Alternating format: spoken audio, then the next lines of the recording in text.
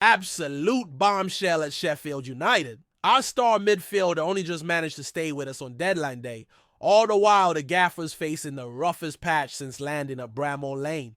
Not a single win. Fans right up in arms. The pundits laying into us. And urgent changes on the cards. There's a decision being made behind closed doors that could change the lot. And you need to be in on it right now. Hit the subscribe and stick about till the end. Right, let's not beat about the bush. Gus Hamer was this close to pulling on another shirt. And when I say close, I mean down to the hours, maybe even minutes, before the window shut. Daniel Farke's Leeds United had their beady eyes on our Dutch midfielder ever since last summer. Wow, I'll put it to you lot. Didn't the German boss clearly see in Hamer what we all do every match day? I reckon he did. The lad was after our boy to fill that creative void at Elland Road. But that wasn't even the half of it. PSV Eindhoven came, steaming in, offering the bloke a proper shot at going back home to play Dutch football. And let's have it right. Who wouldn't have their head turned by a move like that? Honestly, any footballer would give that a serious think. What baffles me most out of all this is just how wild the transfer market can get. Hamer can play as a classic number 10, he can do the lot box to box, and we've even shoved him out wide last season. That sort of versatility is gold dust these days, and the big clubs aren't daft. All through the window, it was a proper emotional roller coaster. First it looked nailed on, it go Leeds, then PSV took the driver's seat. There was even a mad twist.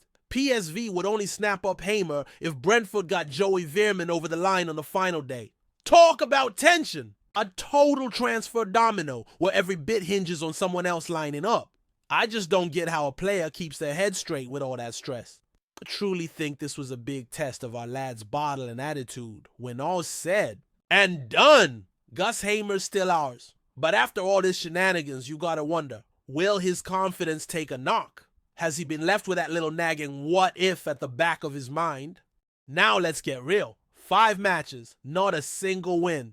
Ruben Sales came into Sheffield United with the job of taking us straight back up to the Premier League. But what we've been served up feels more like a relegation dogfight. Joe B. McEnough.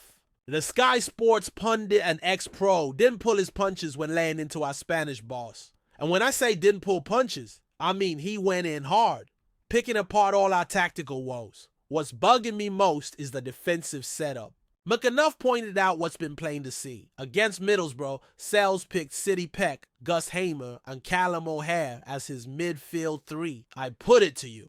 Was that not miles too open? I'm saying we looked way too lightweight. The fans have made their feelings crystal clear. After the 1-0 loss to Middlesbrough, it all kicked off at the final whistle. Sales had to go over to the away end just to try and calm things down. Takes guts, but it also shows how much heat. He's under! That Sky Sports man didn't mince his words. If he doesn't sort it out sharpish, there's only one way this goes. In plain English, patience is hanging by a thread, and the chop could come sooner than we think. What really does my head in is how a side once tipped to win the league can make such a dog's dinner at the start. We're shipping almost 2 goals. A game, our attacks toothless, and even Sheffield Wednesday, skinned as anything, are above us in the table. Sales has to get the finger out quick. I know he's got his blueprint, wants us playing on the front foot, but sometimes you've just got to be streetwise. Not every match can be pretty. Sometimes you need to grind it out. Japhet Tanganga, arriving from Millwall, might be massive to shore up our backline. Along with Neil Zetterstrom and Ben Godfrey, we've got the makings of a solid defense at last. But it's not just the back four. There are cracks all over the pitch. So I ask, will Sales get long enough to make this work? I do think the board are still behind him, but in football, patience doesn't last forever. And that deadline might be coming around quicker than we'd hoped.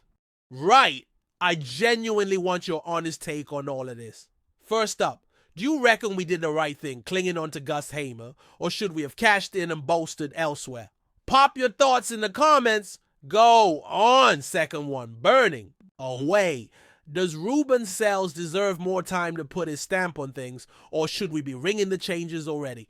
I know that'll set the cat among the pigeons, but it's a debate worth having. Finally, and just as important, who do you think would be the crucial signing to turn things around for us right now? A seasoned center half, a proper go-getter up top, or maybe a more solid presence in midfield. Listen, if you've made it this far, you must love Sheffield United as much as I do. So I'm giving you a special invite. Subscribe now and become a part of this absolutely bonkers passionate Blades family. Here you'll always get no-nonsense analysis, inside info, and proper debate about all things close to our hearts. This isn't just another footy channel, it's the true home of every Sheffield United supporter who never ducks a challenge. Smash that bell, drop a like to give us a boost, and most importantly, get involved in the comments section. Your say genuinely matters and makes this place tick. Let's stick together while the storms roll on, and fingers crossed, it's not long before we're buzzing over wins at Bramall Lane again.